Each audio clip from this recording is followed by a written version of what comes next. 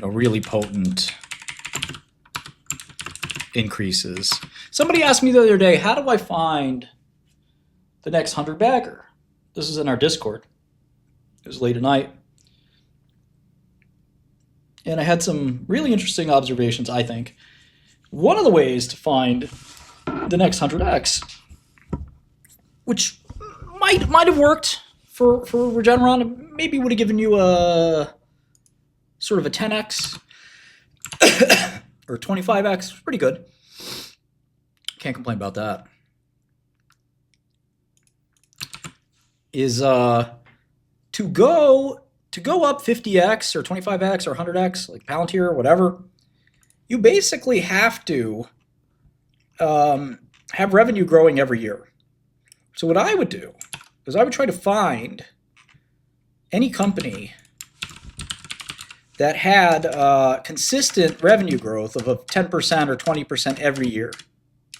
There's never really been a company that got to $1 trillion or went up 50x or 100x unless they had that revenue growth. It doesn't come all at once. It's like Apple. Nobody thought this third tier, eighth place computer company would end up becoming, the world's biggest company. It was just as likely that Dell or Hewlett or someone like that, Lenovo, would have happened to them. But in reality, it happened. And so the question is, what how do we see that in the future? And the answer is, it's hard to see it in the future because you don't know really. There's a couple of that conversation is many hours long, but one of the things you can do that's a lot easier is you can see it in the present, and seeing it in the present is not so bad. It's a lot easier, right? So looking for a company that's had consistent annual revenue growth every year puts you in this category of like growth stocks that could be good or bad for you. But one of the things that'll end up happening is you look at this list and you say, well, that stock's already doubled, or that stock's already gone up 10x, so I can't touch it. And of course, that's sort of silly. But if the stock's gone up 5x recently, you might say, I missed it. But then it goes up another 20x, and you would have been better off. And again, Google, in their early days, they're growing every quarter. They grew revenue 30-something odd %. And so I don't know if it's a valuable insight or not, but I think it's okay to jump on the train a little bit late as it's leaving the station. It's really not that punishing to how many of you looked at Apple and said, wow, why is this stock up so much? It's such a rocket ship. And then you feel like you missed it, but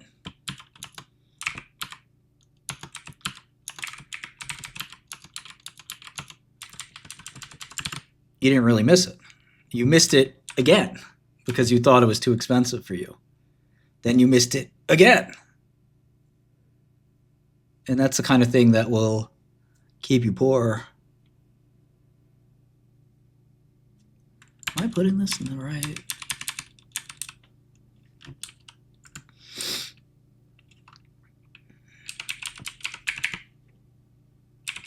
Now, again, jumping into any old growth stock,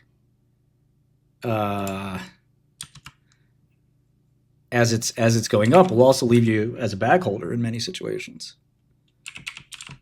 So, technically, the formula I'm giving you IonQ would qualify.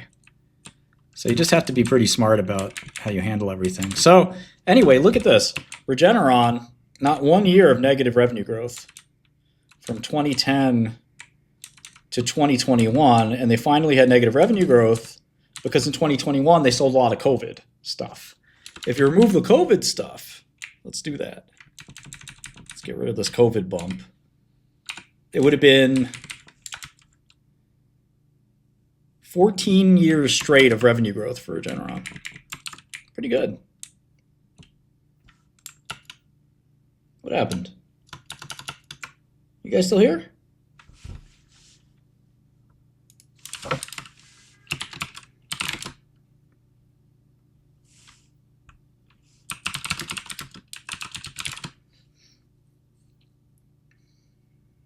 Okay, let's go.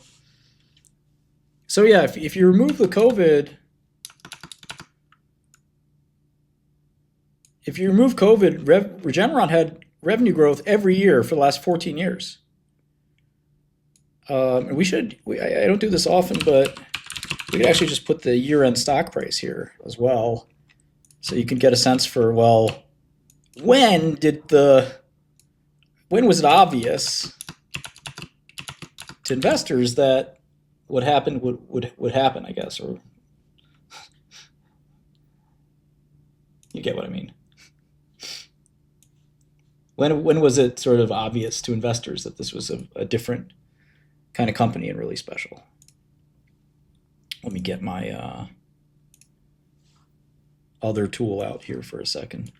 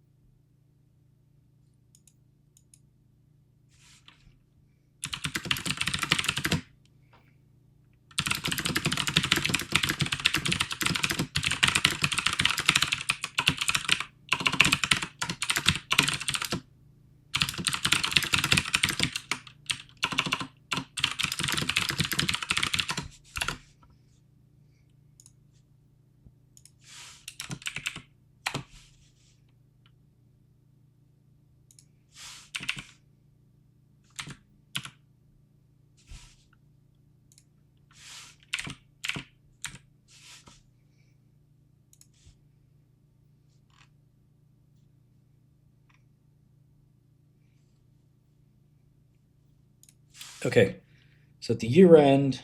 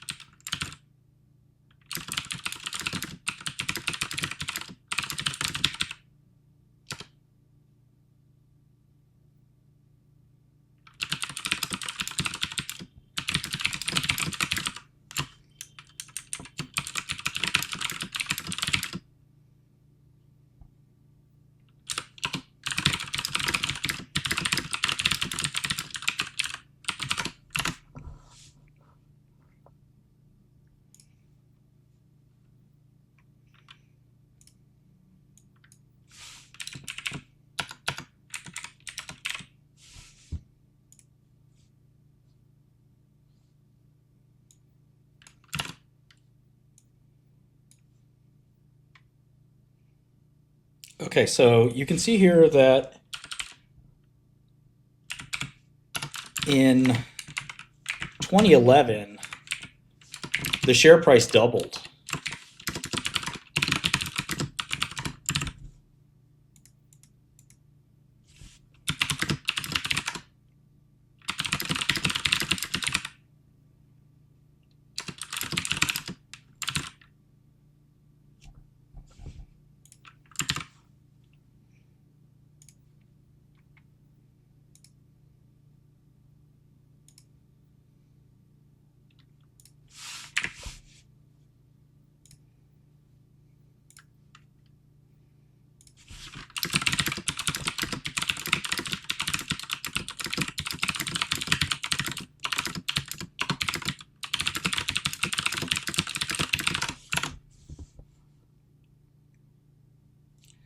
Okay, the next year, check this out. The stock went up to 170. Crazy, right?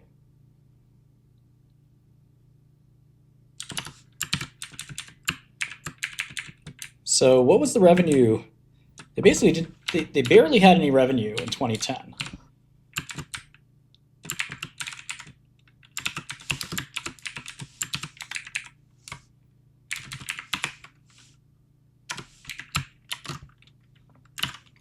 So down here, we'll count the baggers.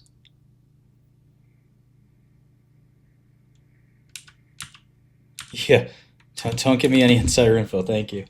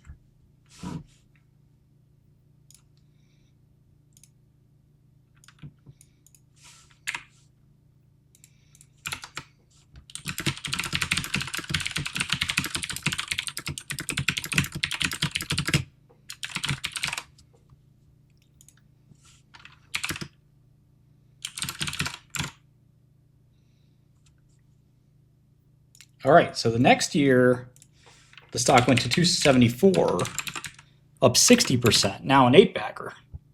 And again, you'd probably say, "Oh, I missed the boat. It's over. It's so over. I can't believe I missed the boat." Now let's look at the revenue growth too. They basically didn't have any revenue this year.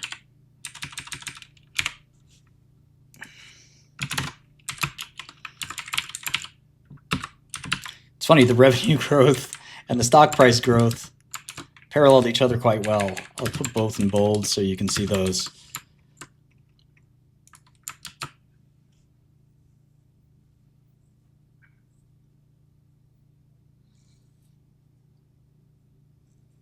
Do I have this under the right year? I think I do. Yep. Next year was 409. Another 50% increase in the stock price, but more interestingly, you know, it's a 12x because at that point, because even though the stock price jumps 50%, it's jumping 50% on a higher base. So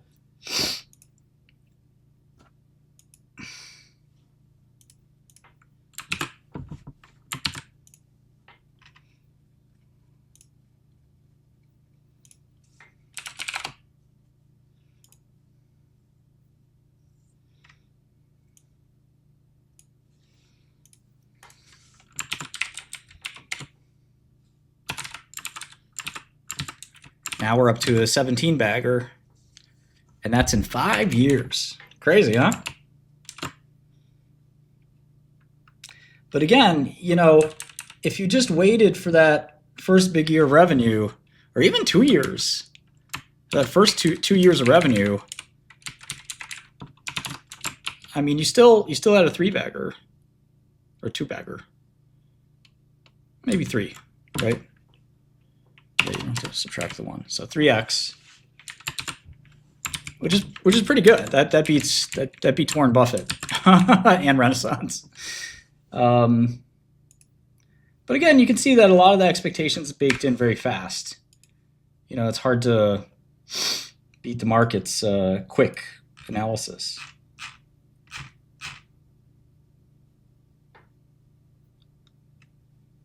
$2016.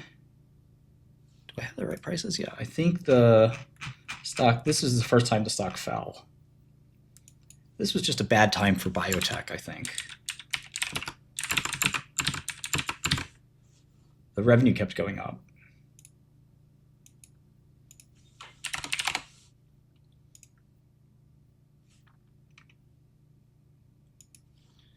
Slight rebound here.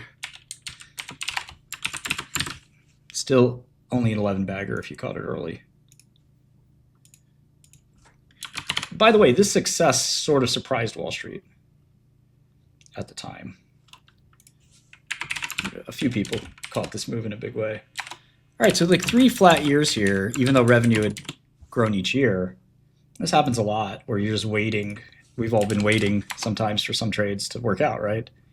You just wait and wait and wait, and you wanted smooth performance, but instead you get this very lumpy performance. Again, another year, flat year, still had a lot of revenue growth. And then it sort of all shows up at once.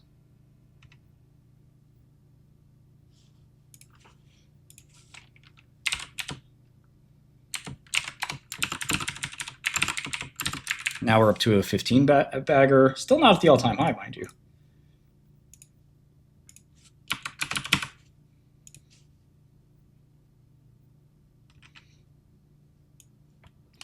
Now we go to 630. I think that's, yeah, new all-time high, 19 bagger. 19x your money.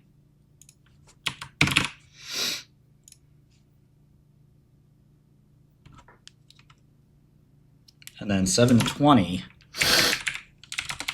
which is roughly the price now. A 22x from product launch.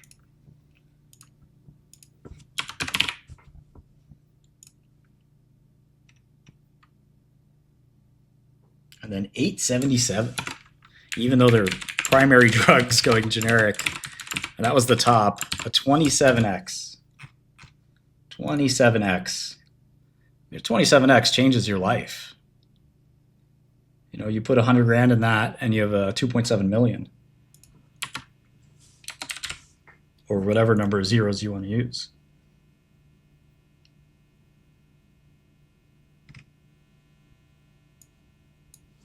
And maybe the ride still continues. I don't know. But you can see that the revenue growth sort of paralleled for at least a while, first 5 years, almost completely paralleled the stock price growth. And then you sort of had this weird choppiness, but you still had a rough, in this period, a rough doubling of the stock price while revenue doubled.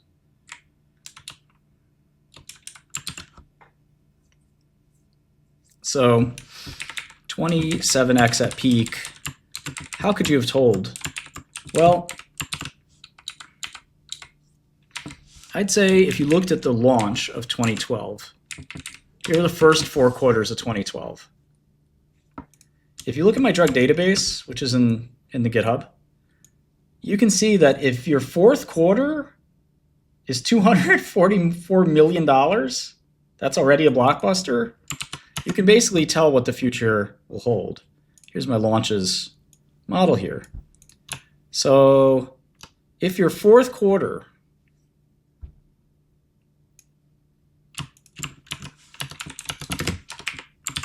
average fourth quarter, let's make sure we exclude COVID. And then maybe exclude Hep C too, because Hep C is a weird one. The average Blockbuster was 292. But for the fourth quarter, excluding things like HIV, the biggest drug of all time did 110 its fourth quarter. Many of these drugs are like, I mean, look at Keytruda, is now the biggest drug, did 110 as well. Januvia, Zyprexa, some of the industry legendary drugs. Gardasil, very few drugs. Viagra did 190. Viagra didn't have a great curve for what it's worth. Mounjaro did quite a lot more, but Mounjaro may be the biggest drug we ever see in all of pharma. Most drugs are below that. Most drugs were below that. So only a handful of drugs ever in the history of medicine, their fourth quarter had 244 million. This doesn't count, it's COVID. HIV, all the, like HIV, Hep C doesn't really count either. So Lipitor, Ozempic, these are the only drugs that had more sales. Ibrance, which would go on to do many billions. Skyrizi, again, a $10 billion drug. Gardasil, which got up there as well. And that's it. There's only like 4 drugs in the history of pharma that sold that much that quick. And you can look at that and say, this is going to be a massive drug. This is going to be a massive drug, and therefore this is going to be a massive company. And they did the same thing with Dupixent. So you had a really sort of obvious long in 2012. You just had to be ready. You couldn't have been ignoring it. And here in 2012, you could have gotten the stock for somewhere between 55 and 171. So I don't know if you average that, that's 113. So you could have gotten the stock at 113 and made 7 to 8 times your money, which, you know, let's do the rate of return. So 10 years, 0, minus 110, whatever this number is. Yeah, it's a 21% average annual return, which is quite good. It's sort of 21%, no matter how much you slice it.